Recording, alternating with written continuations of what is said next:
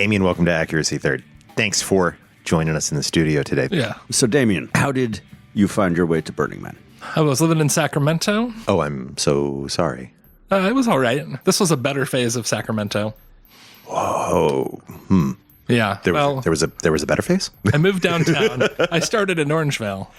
Ooh, So if you know Sacramento. Okay. Oh, yeah, no, you're both Sac Boys. I grew up in Oh, yeah. Sacramento. Okay, there you go. Yeah.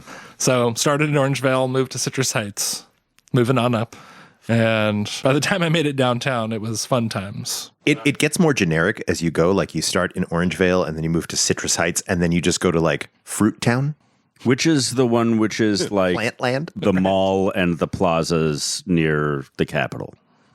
That's downtown. Downtown. Yeah, that sucks. Midtown. Yeah, I was there. That's probably the best part. Yeah, that's the only arguably good part of Yeah. Sacramento.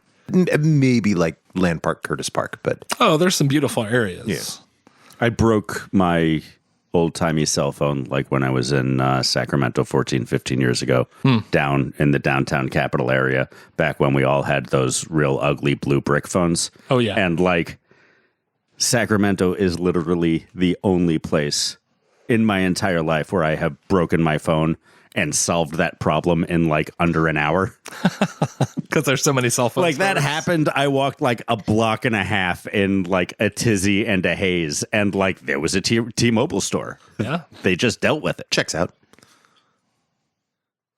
They did try to sell me like a phone case covered in a bunch of like sparkly shit.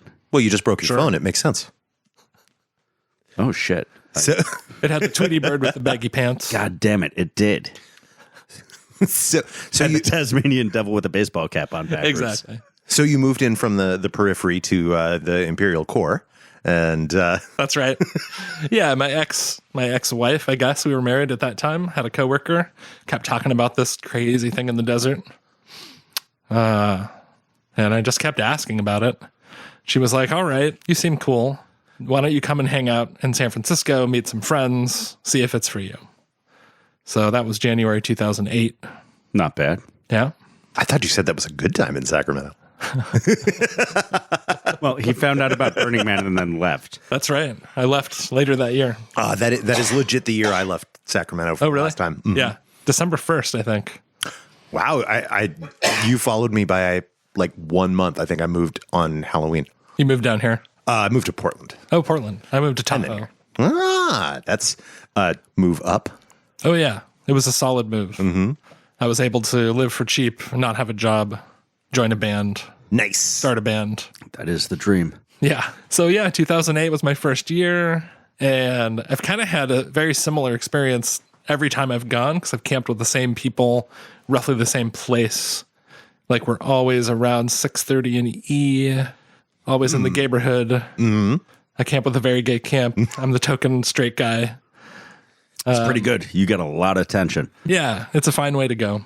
Do you want to drop the name of the camp? Oh, camp, yes, please. Yes, please. Yeah, daytime lounge. Nice. I was just about to say that I totally know someone who stays there, but that's you. I went there I looking know that for someone guy, because man. it's you. Yeah. So, well, now I guess everybody knows that we know each other. Huh.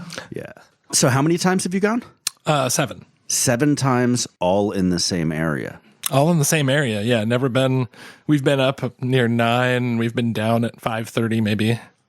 That whole area over there, like, What do you around mean Freeth- over there? I mean, over there toward you on the map. That 2 o'clock side, I stayed there 2 years, and that is a weird part of the It city. always gets weird. What is that? I think it's because the wind hits that arc of the city a little bit more directly, and there's certain folk who don't mind that, and they're fine. I'm not gonna say that that's not okay. That is fine. It's fine. But sure.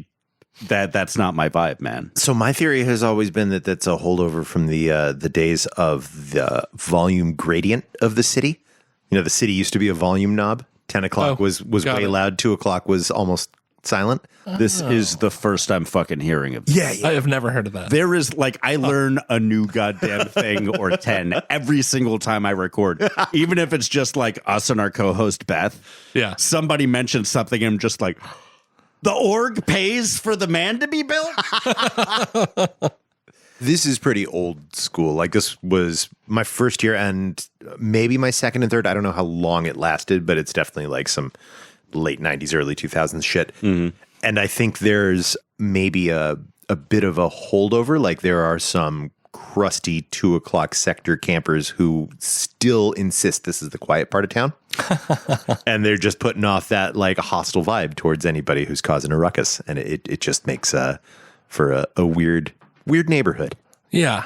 I have friends who consistently camp 430 and B, somewhere around there. And it's just always an odd neighborhood every time I go over. Well, that's like the lizard people. Well, that's right. That's one like of the Clintons and shit. The blue light districts, isn't it? What is a blue light district? I meant to say red light district. Okay, I know what a red light district is. Yeah, I've been a little fucked up Color last shifted? couple of days from all the death. Yeah. Yeah. Yeah, not hitting on all 8. Oh, that's why I haven't been sleeping well. Yeah. Although, like, my kid gets locked behind 15-foot tall gates Yeah. that close like 10 minutes after I leave and don't open until a couple minutes after I get there in the afternoon. Not that nothing could happen, but it is stupid to feel better that my son is locked away like he's in a prison when he goes to school, when, like, we weren't allowed to leave campus during the school day, but I certainly did. Oh, absolutely. And, time. like, you could just walk out. In kindergarten? Taco Bell, Not man. quite. I did get in trouble in kindergarten for wandering like far away from the playground because I was just supposed to know there's some demarcation between playground and like the woods a quarter a mile field. away. Yeah, like I grew up in the fucking country. Walking a quarter mile to get to some trees to see what that shiny thing is, that's nothing. Right. And yeah, I was the kid that went wandering. I was the kid that peed in the field. You and me both. Nice. Pissing outside. It's a beautiful thing. It's so great. I think I'm going to do that right now. So what goes on your neighborhood camp? Well, mostly we do daytime lounging. Nice beverages. We let people choose from an adult beverage selection or a non-adult beverage selection. Nice. Sometimes there's some massage. You got shade? Oh, we got tons of shade. We got a disco ball. We got a good sound system. Mm-hmm. I like that the disco ball was more important to you than the sound system. I was just naming objects. Fair enough. I think the disco ball is imperative to setting a dancing move. Yeah, even though it doesn't do anything during the day. Some people are more visual than they are auditory. Yeah, and for the visual people, we have stacks and stacks of porn. Lots of gay porn. Old porn? Yeah, vintage gay porn, vintage straight porn. Some more like sexual health books. We have a few sexologists on our crew. Oh. So it's a sex positive camp. Sometimes it's a sexy camp, but only if someone just decides that's what they're doing. Well, I think it's probably always a sexy camp. Well, yeah. Sometimes absolutely. it's a sex camp. Sexing camp. Yeah, the shower is in view of the lounge on purpose. Nice.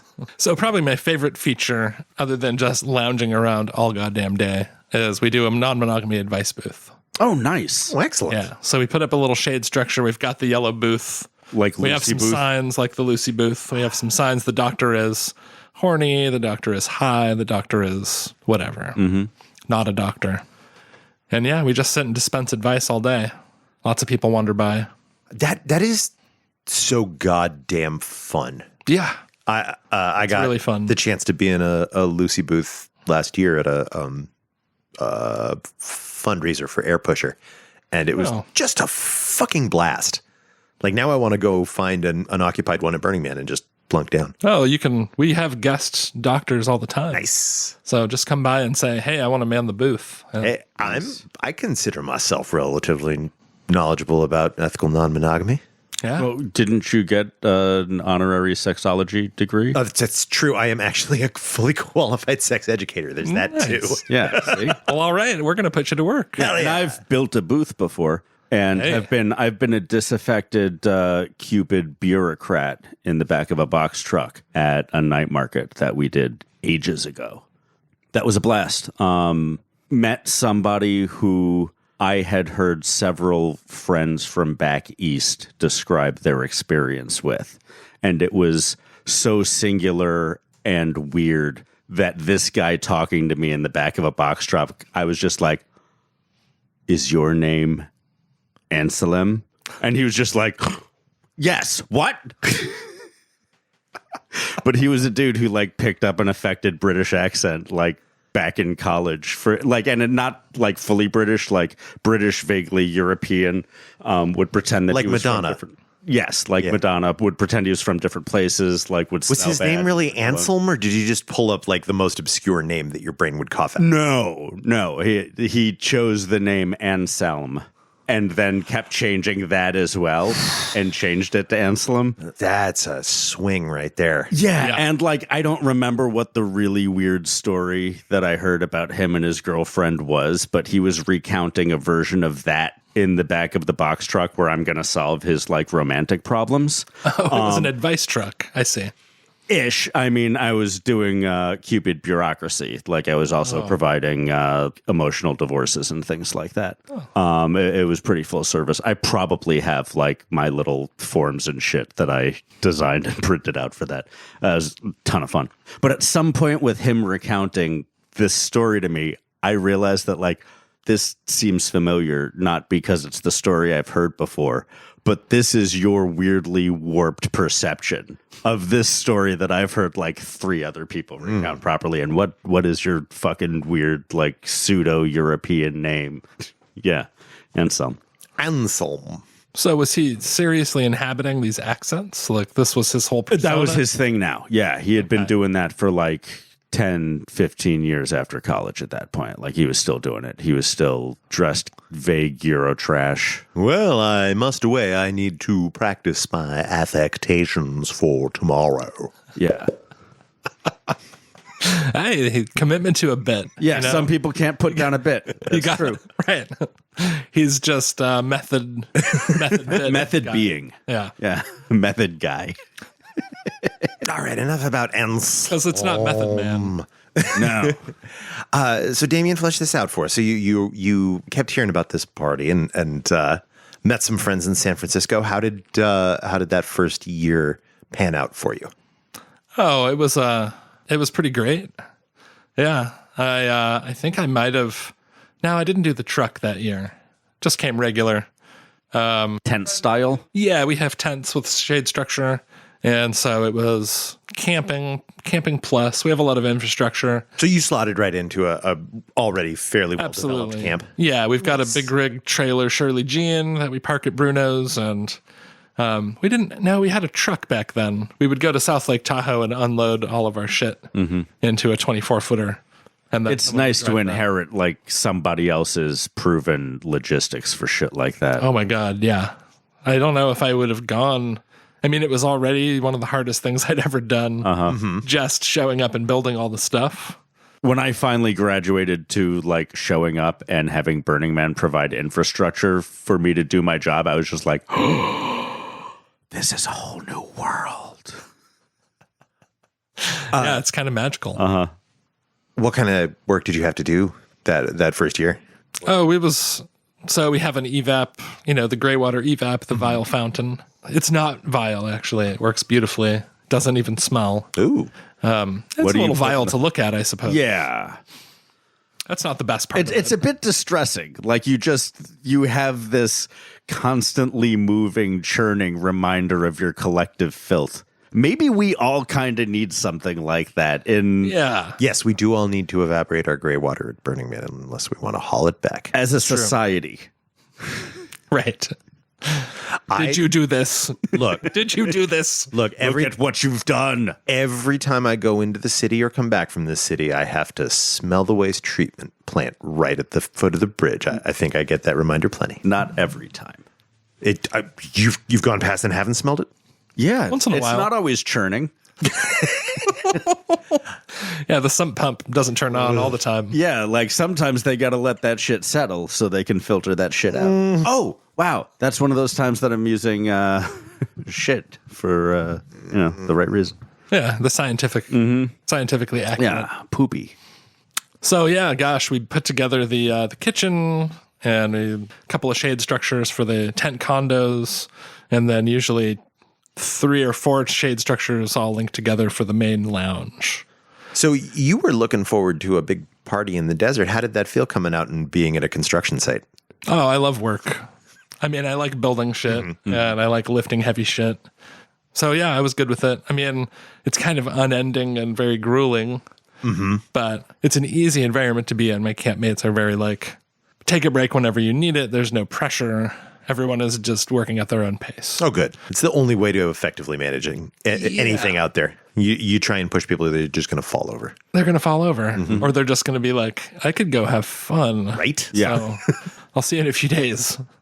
I mean, in our camp, we have Peaches, who just loves to work and build shit, and he does it for the pleasure of it and the pleasure of putting the camp together.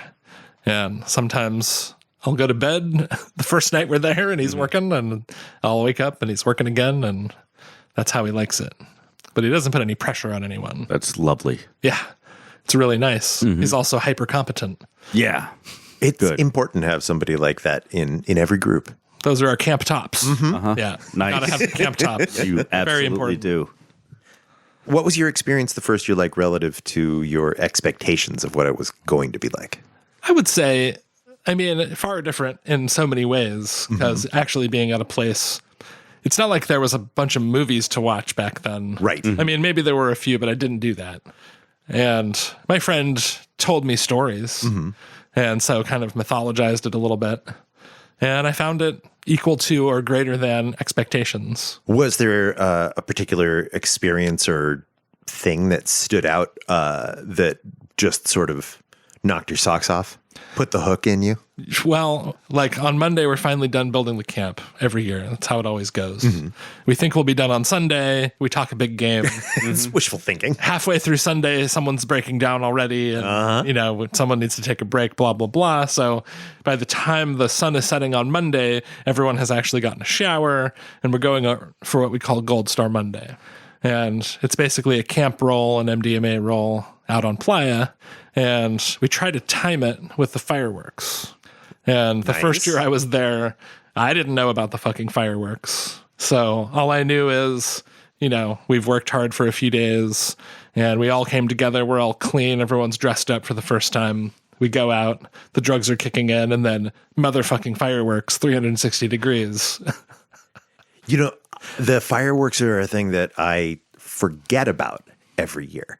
Yeah. No matter how many times I've seen them, they always catch me by surprise. Yeah. And it is the most childlike delight in fireworks that you can imagine, because they're everywhere. Yeah, it's very look Around you. Yeah. Look it. Yeah. God, there are so few fireworks shows at this point that feel like it's more than somebody bought a couple prefab boats of fireworks to set off. Even Disney. I just did Disneyland, and I was like, I mean, it's all right. Yeah. The fireworks show is okay. I get that they have music, but Look, once you've been up close and personal with a DaveX and Fast Team fireworks show, once they're going off like straight over your head, yeah. there's nothing to compare it to. Yeah. It's so gorgeous and fucking danger close. Right. I have looked at a lot of fireworks shows online, and in my personal opinion, the only fireworks shows that match the variety and the interesting nature of the things that DaveX's team does with fireworks is Japanese fireworks shows. All of them are like a completely different visually structured idea of like how a fireworks show should work. I've seen some that are just like a 7-minute long cascade of like just vertical like pipe firework like snakes going off in different sequences. Like easily Cubatron, $250,000 worth of fireworks set off in like 7 minutes, but most of them set off all at once at the beginning. I have definitely seen fireworks that like the effect itself is more intricate or bigger in scale or capacity than the stuff we see on Playa. But I think to deploy one of those, you have to have your audience back several miles, and that's just not how we jam. No. We want to be like, we want that shit coming down on our heads. We could put them at the foothills. Oh. Well, there's an idea. That All the way around. Logistically, we can't. No, of course. And I've never thought about it before right now. But now that I've said it out loud, fly I him out on very much drones. want that. There's going to be so much cool art this year. we could shoot yeah. him from the 360. There's been like 3 years worth of technological growth. Oh, Jesus. Yeah. People had the time to like do their little ones and zeros in a little Cody thing for their light stuffs. I could have said sequencing, Too but much that's not tech talk. funny. You do the flashy with the... Yeah, the 00111. I do love that some of these projects have had time to like iterate. The temple that we're getting this year is so cool looking. Yeah. And the fact that they've done a dry run in Sonoma, Napa or something, means that it's probably going to go up just flawlessly. Right. Yeah, that's what's going to happen. It's just going to be a perfect build, and nothing's going to go wrong. No one will drop a hammer. Yeah, it's certainly not going to hail for 3 days during setup week. Jesus, man. I'm just saying, nothing's going to be perfect no Name matter the how devil, much why you don't you? practiced it. Dude, I can't wait to go out there and have it be hard. Like maybe the whole fucking time there'll be a dust storm. I don't give a shit. I'm going to be on playa. It's going to smell like on playa. I'm going to be filthy and hot, and I'm going to have a great time. I had to inventory my underpants today.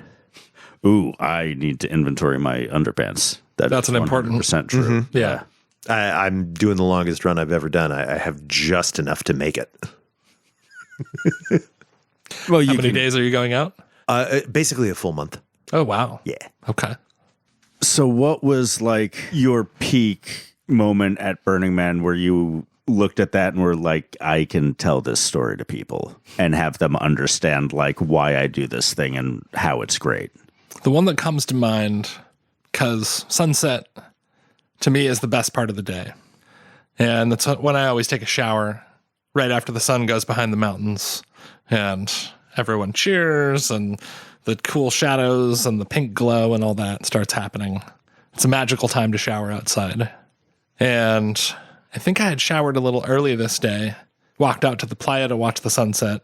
And as the sun was setting, I turned around and the motherfucking moon was rising at the same time in front of the other mountains on the other side. And it was like a dusty orange kind of a moon and a super dusty orange kind of a sunset. And was just spinning around, taking it in as much as I could, but couldn't see both at the same time. Yeah, we don't get to be on Mars. Right. Our generation isn't a generation that gets to colonize space, but like... Elon has a plan. Don't worry. Well, I mean, he was able to build like one tunnel. So... Yes, a one-lane superhighway. What could go wrong? Like, fuck that guy. Totally fuck that guy. But every fucking like tech or finance bro that just sniffs that guy's farts with a grin, like, I don't get it. He's such a loud huckster. Like, what a fucking doofus internet troll. Yeah. But like, he tweeted something that was so obviously just like that shitty kid in 8th grade, like talking back to his teacher. Yeah, I think he's stuck. He's stuck around 8th grade. And he happens to be the richest man on earth for the moment. Yeah. We'll see what happens. Well, All I got to say is thank God we live in an age where there is solid, effective anti-communist medication. Commustat. Lenin Your off. doctor. turn your red to like a different shade or something. De-pink 'em all. So, favorite piece of art? Oh, boy. I do love music at Burning Man, but I recognize that it's often slightly monolithic. I just happen to be okay with the monolith that it is. But I don't go out there for supreme musical satisfaction so much. Yeah, the big physical art. My friend Toria helped build the Gothic rocket ship. So Love she that. took us on a tour. We had a little camp tour of the rocket ship before it got taken down. That was super cool. Yeah, I heard that it was going to launch like 20 feet up in the air, but they couldn't figure out like how to get it to work on playa, so it didn't. Oh, I didn't know that. I don't think it's true. No, I'm pretty It's sure a he thing just some made that thing hippie. up. No, that's a thing some hippie told me. Right. Absolutely believe As if that they're not for a going to while. answer, anchor that. I was like, I don't client. think that's true, but like, I don't know. Maybe they unpin it. Yeah. All right. You'd take the have screws to out. before you light it. Yeah. Right. You're just gonna pull all the rungs out of the central pillar. Look, and man, I don't know. stuff it It's full of accelerant. not my project. I get caught in those raver trap, the light, the LED light cube the thing Cubitron? where you lie on your back and you're supposed to put on glasses to make it trippy. It's already so overwhelmingly trippy. Yeah, I don't need shit to refract like that right in front of my face to be impressed by like your sequencing. Do good sequencing. Yeah. Yeah, I don't need it to look like hearts for some reason. I do love that the refracting glasses now come in shapes. It's cool. Like you can have triangles or something. You know little hearts? Oh, they refract different shapes. Yeah. Yeah, I've seen those. Yeah, those are really cool. Yeah, the heart-shaped ones are actually pretty great. I mean, like the bug glasses are my favorite and will always be my favorite. Oh, the bug glasses are Yeah. The faceted ones? Yeah, I've got some real high-end bug glasses. What if you could make the lenses rotate on their own, like slowly? You're just walking around and your facets were like slowly turning. Just grease up your glasses, I guess. You'd have to have a motor or something in there. Yeah, some little gears. Just go to the steampunk village. Exactly. There's Say one. gears. It's true. You could have really shitty pendulums swinging from the frames of your glasses to cause them to rotate. Dude, you got to go into Lens Crafters and be like, hey, can I get these but in gears? Just take your top hat in there. They'll know. They'll know that you have steampunk business. They'll know you're serious. Right. I say. Can do your affectation. I was told that this was a land of wonder. Somebody fetch a valet. This man's spats are filthy. Oh, that's good. Yeah, I'm good.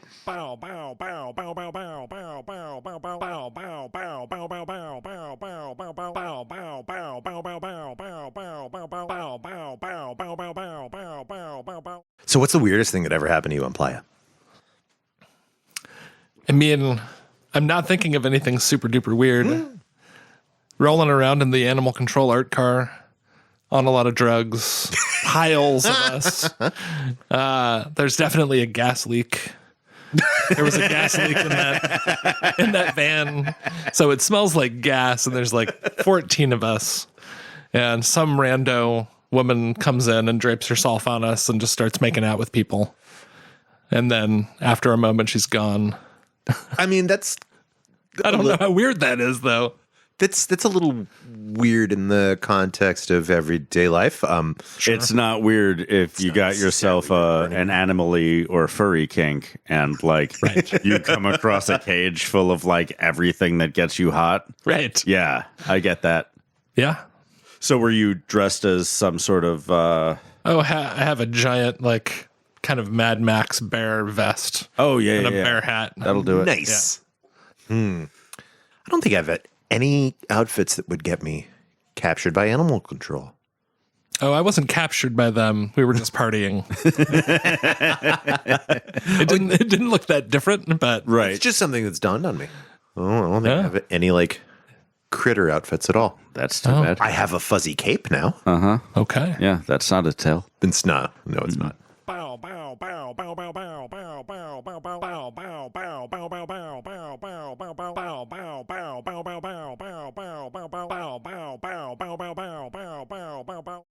I did play a wedding in a dust storm. That was fun. Nice. Yeah. We had several playa weddings, and I would play the violin for some of them. Oh, So we'd walk out to somewhere cool where we could see a cool piece of art, and then the dust just came for us. Do you have like a crap violin that you take out to Burning Man? that's exactly what I was thinking. Like you bring Do you it. take should. care of your violin when you bring it home? Yeah. It's never been truly compromised. Great. The cases get kind of fucked up and dusty forever. Yeah, I wonder if So I gotta be careful. maybe a trip to the pawn shop might be in your future for the really jankiest violin. But I'm picky about violins. Oh, I bet. I don't want to go play a janky violin. I want to play my violin. Yeah, it has survived well out there. I've taken it out most of the years that I've gone.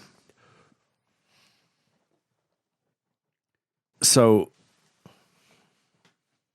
I don't play violin, but I have in my pawn shopping history come across more than one of those really cool acrylic electric violins. Oh, like a plastic. It's actually the same one. It's not. It just keeps following him around. One looked like a regular violin, but it was made out of acrylic. Okay. And was like smoky clear. The other one was like fluorescent yellow clear, and instead of having like a violin body, it just looked like two parentheses. Yep. With the string strung between them. It was fucking gorgeous, and like it was 2 or 3 hours north of here, like in a little pawn shop for $100 or so. But like, if I see something like that, if that would be something an electric violin play, like, I will totally grab that for you. Okay. I mean, it all depends on the instrument, but if it's only $100, I mean, even hard to go wrong. A shit instrument can, make some kind of noise. Sure, yeah, it could still sound cool, even if it's not fun to play in the same way. Yeah, I always try like Case in point. Yeah, that was the cheapest bugle on eBay. Nice, during the pandemic. I was like, my brother used to play trumpet. I could play trumpet a little bit. I'm going to get a bugle and learn to play that. And then like 2 days before the bugle arrived, I was just like, wait a minute. That doesn't have any keys. That's all embouchure. That's all you, baby. This was stupid.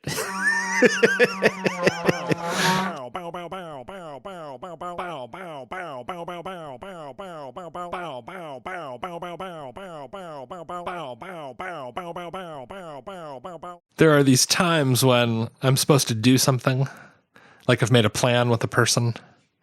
And I think this time the plan was to play violin with my DJ friend. But for some reason I was super nervous. So I spent a couple days just like pretending to be really tired, kind of just lying around, semi-miserable, procrastinating this thing that we had said we were going to do that turned out to be super fun. There's been some shit like that. Oh, there was a really good, super hard night. All I wanted to do was sit in my truck and listen to Brené Brown or something. Super, like, heartfelt. I was in a down place. And then the camp next door started partying. They had their big party that night. And it was the loudest, most penetrating sound. And it was just brutal. And they went all fucking night.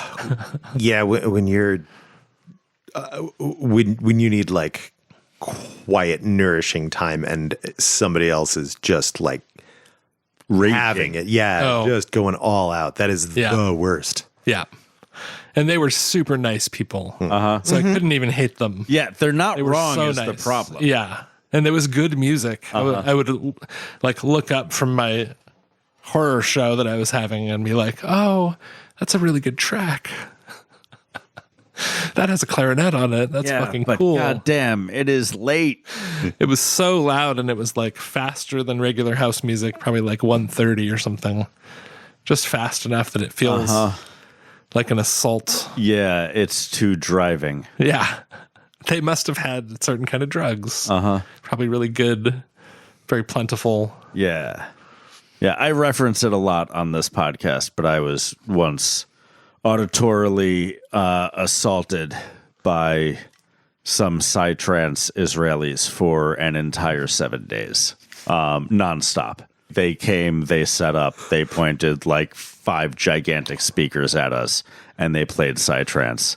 And several days in, we asked them if like they could maybe stop for a little while or turn it down, and they couldn't. They couldn't. No, they brought us sausages later in the day. Wow. And hung out with us for a little while, but they never turned the psytrance off. You want to hear my psytrance impersonation? Yes. Bow, bow, bow, bow, bow, bow, bow, bow, bow, bow. The funny thing is, there's some of what people call psytrance that I absolutely love, like Shpongle. And Shpongle is psytrance? Well, people say. I find them, kind of above all that single genre thing. But yeah, most of psytrance is very confusing to me.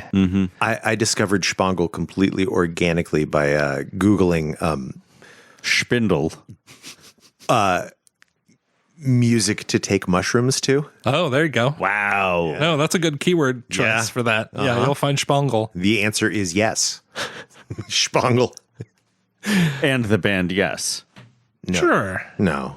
No? No? They're not prog rock No. enough for psychedelics? Oh, just not for mushrooms. Yes, it's really more It's a very majestic. like an acid, maybe a mescaline kind of soundtrack. Huh. I'm only guessing. I haven't ever had mescaline successfly. It's not that different from my experience.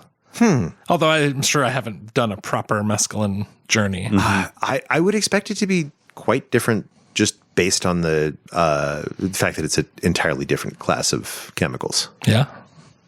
Yeah, I only had it once.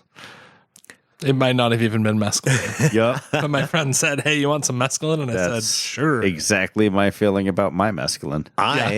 And by I mean a person who I know very well and looks like me, but certainly isn't me, has only ever Stabbed a dude once. like cactus juice, and it's really, really hard to consume a lot of San Pedro cactus.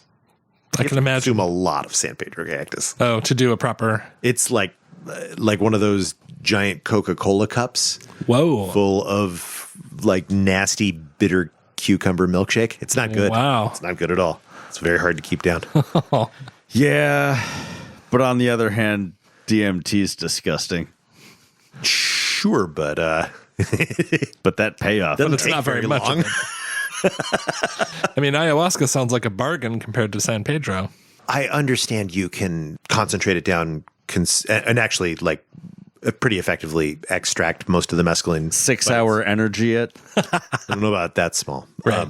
but it's a complicated procedure. You have to like acidify and basify. Rather than just grind up some cactus. Yeah. You can just boil some cactus and some lemon juice and choke it the fuck down and hope you don't puke it the fuck up before you digest it. Right. I didn't digest it. Oh. Boy, being on a journey's something, isn't it, guys? Oh, yeah.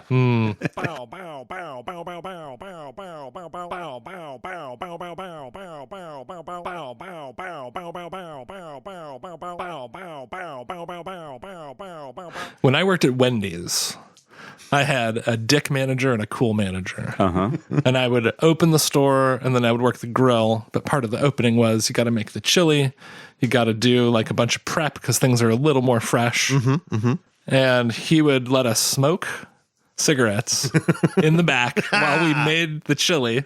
And he would blast the Animaniacs soundtrack while we did it. That was the cool manager. There is something really special about smoking in the kitchen of a fast food restaurant. Yeah, it was great. It was great. I used to smoke in the kitchen of my KFC. You could smoke up to the kitchen door. You couldn't smoke in the lobby, but like you could smoke there at the kitchen door. Wow. Open. I've never smoked in any professional kitchen I've worked in, as long as the cooler does not count as a part of the kitchen. I think it's a separate dimension. I think so. Once you close that door. Yeah, if you're in a prep area, you're in the kitchen. The second you're out of a prep area, whether it's in the kitchen proper or not, it's whether not. it's further interior or yeah. It's just like if you're in the cooler smoking, you're in the cooler smoking because you're not supposed to be smoking. No, it's because it's cool. Right. Oh, Yeah, if it's hot out and you need to smoke. It's cool. Like it's hot in the kitchen. Smoke balls. There's fans like running and venting all over the fucking place. Like the smell doesn't linger. You Oh, can't, really? Yeah. Oh, I did not. That's a life hack. I liked the smell of cigarettes ventilation because it covered the smell of chicken grease. Okay. Yeah, old chicken Right, grease yeah. is bad chicken grease. Especially, at a KFC. Oh, boy. That Why aren't they smelling like little containers of schmaltz? That's what I want to know. Oh, you could just put that on a biscuit Yeah, it's with what some it's honey. for. Yeah. Or they could start selling pretzels too, because because give me a pretzel and schmaltz. you can't get schmaltz off of fried chicken. Fine. If you squeeze it like a sponge. Well, all the external fat renders into the fryer fat. Yeah. That's true. That's why it gets more. They delicious just sell sometimes. cups of that. Well, they do grilled chicken, so they could collect schmaltz from that. Oh, could. Yeah, true. Good. That rotisserie fat does just go to waste. The gravy straight up has fryer fat in it. Oh, wow. Good. Yeah. Yeah. Yeah, it's like it's powder and water and a scoopful of fryer fat. Oh, not used fryer fat. Yes. Yeah. Oh, really? Yes, you go to the fryer fat and you dip out a cup of hot fat. I kind of admire that, honestly. I mean, I'm horrified by it, but It's just Crisco and chicken fat. yeah. Yeah, this is the point at which I know we're doing a burn barrel episode, not a regular episode, because we're leaving shit in that isn't explicitly about Burning Man, like this whole fast food shit right here. Like when we got to the secret recipe of KFC gravy, we leveled up. Oh man, that KFC was the shittiest job I ever had. It's the only job where I've gotten like aggressively sexually harassed. Just Please tell us about this time your boss was up on your jock. it wasn't my boss. It was my boss's cousin. Oh, That counts. that's awkward. Yeah. You can't dump them either. Right. No. I couldn't dump anyone. I wasn't dating either of them. Right. I was just being aggressively harassed. Ouch. Yeah, it was pretty awful. It almost made me feel bad for the fact that I was stealing out of the cash register. Almost. Not really. Nah, man, that's your money. They took that out of you. There was not a single person at that store that wasn't stealing out of the cash register except the cooks because they couldn't get in the cash They register. couldn't reach it. Oh, And they cooks were- always get fucked. Too drunk to steal. I love that song. Yeah. God, doing fast food work was like of the hardest, stupidest kitchen work I've ever done. It is amazing to me that like people think that that's not something that deserves like a decent wage across the board. Oh, yeah. Especially if you close. Oh, The closing shift at a fast food place is one of the more brutal. Opening ain't great. At least it's clean, is all I got to say. It is clean. That's true. not at a KFC. It's never clean. Not at this KFC. When I worked at McDonald's, not only during one of the last big renaissances of the McRib, but also during the Beanie Baby craze. Oh, God. And like we would get to work at like 5:30 in the morning and there would be 3 or 4 cars already waiting for Oh, us. the enthusiasts. Yeah. They're investing, you know. They are. And they also have to be told that like we don't have breakfast Happy Meals. Right. And we don't serve breakfast. So you're going to have to 7:30. come back You just at wait in this line, baby. 10:31. Right. Oh, You just wait right up front and keep telling people to go around you, buddy. During the Beanie Baby craze, I worked taking orders for the Disney catalog. wow. They would have to do special staffed up shifts on the mornings when the new plushies dropped. Right. The drop. God damn it. What? It's so stupid. Yeah.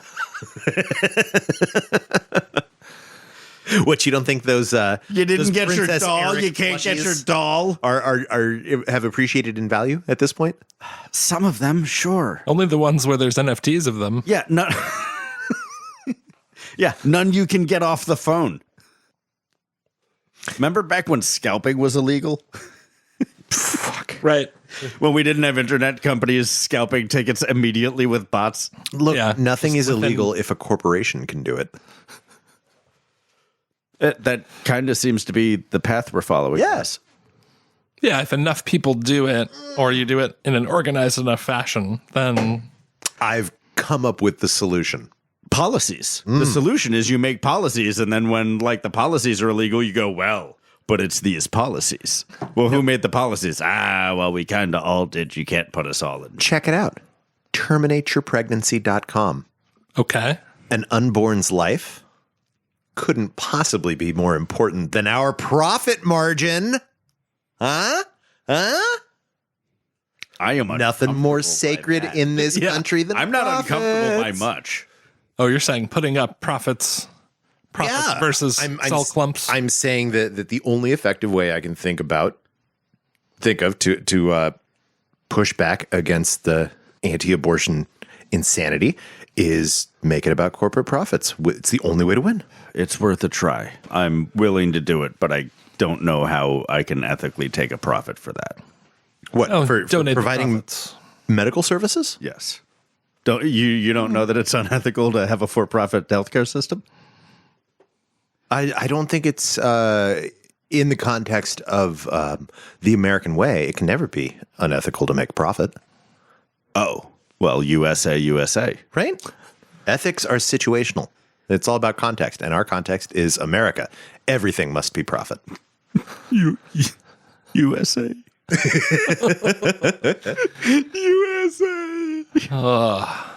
You didn't say there'd be so much crying on this podcast. It's been a long time since we've been to Playa. Crying while toking. Right. I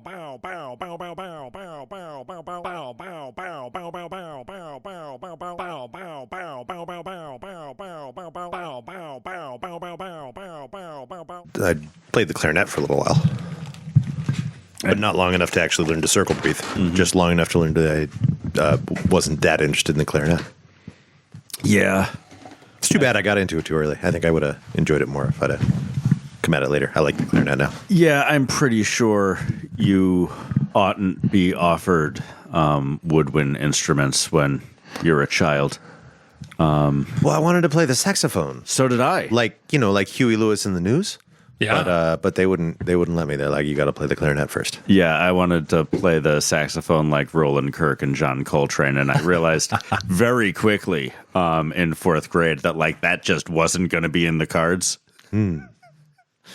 No giant steps for you? No, sorry. That's interesting that like you came at it from Coltrane and I came at it from Huey Lewis, and now I like jazz, but you won't like the jazz. Well, because my dad's a jazz head, and my brother was a jazz trumpet for 10 years or something like that. I probably would have played trumpet if my brother hadn't. But you still haven't addressed the point. Which is? Well, maybe I'll. You know what? We have a guest, so Damian, I'll put it to you. Do you like Huey Lewis? I'm not really a Huey Lewis guy, but I like jazz. Sorry, I had to. I like non-acidy jazz. A lot of jazz just makes me real fucking tense. It's supposed to be so smooth and non-acidy jazz. Yeah, you don't like acid jazz? You talking about acid jazz? Acid jazz is really nerves jangly. A lot of acid jazz kind of sounds like music. A bit. Like aggressive music. It is aggressive. It is very masturbatory. Right. A dentist's office plus sax solos. Thank you. I mean, I love Klown Kore. Oh, I love Klown Kore. Oh, yeah. Isn't Klown Kore just a fucking revelation? That's the guys in the van, right? Yeah, oh, my the guys God. in the van. I wonder if we reach out if they'll let us use just a little bit of their track. I wonder if we can just put it in here and no one cares. Who is that, though? Those are some well-known musicians, right? Yeah. One of them is in... Keeper? No, not Keeper. Knower. Knower, yeah. The drummer is from a jazz band called Knower. And it's apparent because he is left-handed and he uses these very specific 14-inch long sticks. And no downbeat is coming from the hand or foot you think it's going to come from. Right. He does these switches between 16th and 32nd notes in all these wild ways, predominantly with his left hand and his foot randomly. But he's also playing keyboard at the same time. Yeah, he's so amazing. I don't remember his name, and I won't put it in the show notes. So yeah, that's no. Why would you do that? Yeah, but everybody. Here's the thing, listeners. If it's not all up in this episode, you just go to YouTube and Google on YouTube Klown Kore toilet. And just watch it. Mm-hmm. Just watch it. Oh, it's the best. Yeah. You can watch Minivan too. Minivan's pretty great, but definitely watch Toilet. Toilet, yeah. Mwah. Like I said, a revelation.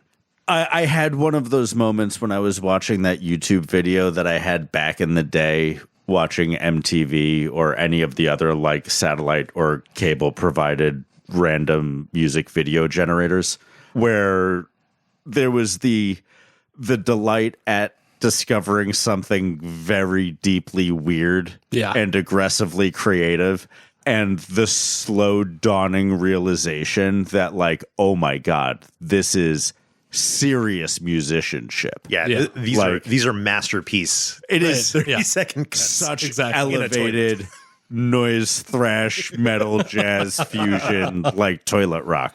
Toilet rock. Toilet rock in 1137. Just like so fucking deeply cool. It's almost like John Zorn, but in digestible chunks. What is John Zorn? Oh. You haven't heard Naked City? I think I've heard Naked City. Naked City. That's a John Zorn. One of John Zorn's. But there's so play? much. He's a saxophonist. Alto. He's on at least one Mr. Bungle track. Is he actually on a track of theirs? He produced their first album. Is he producer? Is that what it is? Yeah, he produced the Klown album. And there are some really fucking cool Zorn Patton collabs. Zorn Patton. He's got, he brings some of the other Mr. Bungle people around as well. Yeah. Trace Bruance, I think, collabs with him a bunch. Yeah.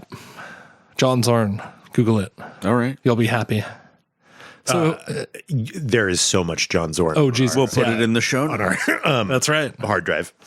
Zorn comment. Oh, great. John. Yeah, I've got so much John. You're ticking the boxes. They may be giants, John Zorn, Klown Kore. Do we have a lot of Ween? Yes, we Oh, do. fuck yeah. So much so. I just saw Ween last year. Oh, nice. Yeah. Where, like, in a sewer somewhere? At the Or Fox. Yeah. every time I hear a story about Ween, somebody just, like, runs into them in a strange place. Oh, got it. Yeah. Well, I mean, I've Ween. legitimately seen them 2 or 3 times in concert. I honestly don't know at this point. I've heard enough of my friends after they've gone to Ween shows, and I haven't. So I've adopted some of those memories into my Ween memories. Right. But I also did see them, or such an incredible approximation of them at Burning Man that I'm still pretty sure it was them, on top of a van. I choose to believe I that think I was at Fandango, but I don't know. Yeah, like that would have been 2007, I think. And like we were drinking, and a couple of us were at the bar. And as I was walking from the bar to the beanbag pile where this girl I thought was cute in my group of friends, I was going to try to cuddle with her. But then, like, this obnoxious looking dude is climbing on top of a van parked out front, and some dude is just like, "Hey, who the fuck are you? Get off my van." And someone else was like, "That's Dean Ween." So at that point, like, I don't know if I remembered in the moment, like, that's how, like, kind of a weird, gaunt, Dean Weenie looking that guy was. But, like, I've adopted that memory as seeing Dean Ween on top of a van. And his brother, Ween Weenie. I'll allow it. Yeah, thanks. Pretty sure it's Gene. Yeah. That makes Gene sense. Ween? Yeah. There's also me and Ween, special guest. Yeah, but they played for like a half an hour or so. It was great. Yeah. And they played Ween songs. Oh, yeah. Oh, okay. Yeah. Couple tracks from the Mollusk. Ah, my favorite. It used to be. Because I thirst for high quality tongue in cheek country music for some reason, there aren't many go-tos for me. And 12 whatever country hits. Golden country greats. Yeah, is like one of my favorite country albums. You say that, but I don't hear you rocking Sturgill Simpson as often as I ought to. I don't like Sturgill Simpson as much as I want to. So that's some ironic country. He's not necessarily ironic. He is psychedelic. Incredibly talented. He is psychedelic, and he lacks a certain punchy, shitty edge that I want in my country. Like, I need a little bit of dickish crassness that Sturgill Simpson does not give me, both in like his subject matter, but like especially in the way he sings. He's got like a sweet baby voice. I want to hear nails in your throat a little bit. Okay. Some whiskey drenched vocal fry. This man with real tight tastes over here. Yeah. I do. Yes, I am and have. Mosada is John Zorn's other band. I could not come up with that. I have heard of them. Check out Electric Mosada. I don't know. I mean, they're both fucking great, just different. I do really love like when they are doing like acid klezmer on the acoustic Mosada side. It's kind of a punk. It's radical Jewish music. wild. That's kind of his tagline. And so, but some of it is like surreal beebly deebly. no. it's kind of aggressive punk Oh, good. Jewish music. Yeah, Trumpet and saxophone and it's beating only drums and upright sometimes bass. klezmery. Like other times, it's just like experimental noise. Yeah. Sort of the John Zorn thing. Yeah. The middles stretch out into all sorts of insanity. All right. And the electric stuff is kind of loungy. Mark Ribot, wonderful guitar player. They always have the nice percussion, cello and violin. It's cool. Do you dig Estratosphere? Sure. Yeah. I've seen Estratosphere. Yeah. I think just once. but Jelly. Way jelly. Very, very impressive. What did they do? They are they're a band that plays way, way more instruments than there are members. Right. They're Yeah, associated it's a jazz with band, right? No, they're more like I'm going to say Middle Eastern, but I think I'm probably wrong because it'll be more far-flung. When you look them up on music services, they're a metal band. Yes. With all sorts of shamisen. I think there's a shamisen maybe in there. And an Indian violin. I forget what they're called. Sounds about right. Correct name, but very metal. All right, so we're talking about weird music. Are you guys into Igorrr? Do you know Igorrr? I don't know Igorrr. With 3 R's. Holy shit. That is some like Klown Kore on steroids level. Yeah. Fabulous. It's some real serious musicianship. Igorrr. Yes. That's fucking awesome. And he's a French guy, and I don't know his real name, but that's he does the music, and then he gets people to play, and it like flips back and forth between death metal and opera and the most wild French accordion playing, and back again. Sounds right up my goddamn alley. It's sublime. I don't know what else to say. Check out Igorrr. Three R's. Did you ever hear of a band called Babyland? No. God, I think they were out of Austin, but they may have been out of Seattle. I'll have to ask Zeno sometime. There was this industrial, noisy jazz band. Was one of the earlier bands to introduce like tools on stage. Oh, okay. That sounds familiar. And like they would build these pipe structures up and around like the front of their set and like grind parts of it apart during the show. I've seen this. I swear I've seen this. Yeah. What is this band called? That's the thing. Oh. Every fucking time they start to get big, they break up and they reform a new band with a different name. And they don't get signed and they keep touring. And like I saw them as Babyland twice. Oh, big time. There was a band like that. They were several years before that when they financed a movie called either $40,000 or $50,000, which was them just spending the amount of money that they got to make the movie. It was about the endless war between the Surrealists and the Dadaists. And the Surrealists have been winning because they've been killing the Dadaists by dressing them up as gorillas and throwing them off cliffs. Look, they will never get us all. No. Our guerrilla war will continue. Yeah, a lot of puns like that in it. What? But yeah, no, they're incredible. And like, I don't even know how to find them. I mean, I could Google them, but I never remember to Google them when I'm in front of them. Oh, yeah. There's your problem right there. So my very first year at Burning Man, the city was barricaded at 9 o'clock, maybe 9:30. There were barricades on all the orbital streets. And up above that was the mutant liberated zone. And it was all weird and Mad Maxy and surreal and evil. And there was a stage on the Esplanade that was set up exactly that. And I spent like an absolutely enraptured 90 minutes just being washed over by chaotic noise. And for all I know, it was that same act. It wouldn't surprise me. It also wouldn't surprise me if they weren't like going to Flipside this year or involved in like the origins of Flipside. I think It does sound like a Texas thing. Babyland General Hospital. That's funny. Yeah, I'll reach out to Zeno to find out about it because they were incredible. The other band, D-Day, was Recliner. Uh-huh. But that was a different guy with Daniel Vanke. And nope, that's it. Just those two. I don't know what other bands you're thinking of. Yep. Well, a long time ago was a long time ago, and I've been playing with my brain since then. It's true.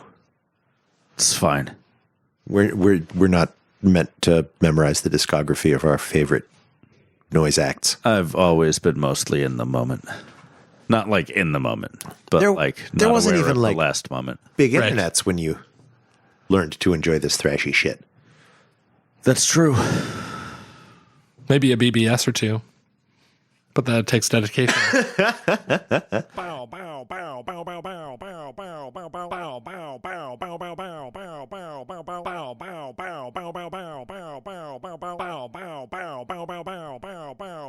What's the name of the sculpture where it's the two people, the kind of wireframe, two adults sitting back to back, and then the babies are inside? Oh, this You would love podcast's that one. least Yeah. favorite work of art. God damn it. Yeah, I'm being sincere. No. I get it. Like, it's beautiful. It's a little too on the nose for me, but I also have like a lot of walls up. Yeah, Oh, come on. It's not just the word love. all three of the, no, the you're hosts right. of this podcast are distressed by the sincerity of that piece. It's too much. It's too much. Yeah. Too much. That was a better experience walking up on that out of the darkness than like the many different metaphors for cemeteries we've stumbled upon. Right. Like, Yeah. It can get pretty dark and deep. as much as I love goths, and I don't. God damn it! Like, I don't need to be reminded of quite so much just stark death out there. Dress it up a little bit. That's really funny. I never thought of that thrust in our artistic community coming from goths. I always felt it. I always thought most of the like death themed art was sort of from the no nukes hippie part of our cultural heritage. Like a lot of it is very explicitly political. Yeah. Like the most impactful stuff. I'm just saying, when you stumble upon it in the dark, it's just death. Yeah. Yeah. I just like goth. Those were children's skeletons in the dark at Burning Man. That wasn't cool. Like, However much art, Even on MDMA, I just can't appreciate. I was feel of the bouncing in bones. there like I was as buoyant as I could possibly be, and I was just like, oh, I get it. It's like we went into a world of tiny people who died, and then I was like, oh no, they're children. Oh no, we have to leave here. nobody was ever ready for Terminator 2. It was too much. It was Too much. I mean, it opened with a robot's foot crushing a skull. That's too much. Yeah, you don't get that framing when you just walk up on a playground of the dead. These skeletons are made of children. See, Get a ranger. I think of Gothic art as like the house in the birdcage. That feels very Victorian to me. Yeah, Gothic, Victorian. That tracks. Point Rex. Yeah. But two completely different words, so categorized separately in my brain. Yeah, it's not a perfect circle Venn diagram, but it's pretty strong overlap. So like the fall of the House of Usher was like the rise of God. I don't listen to Usher. The fall of the House of Drake. There we go. It's been a good couple of years for fucking up that guy's life.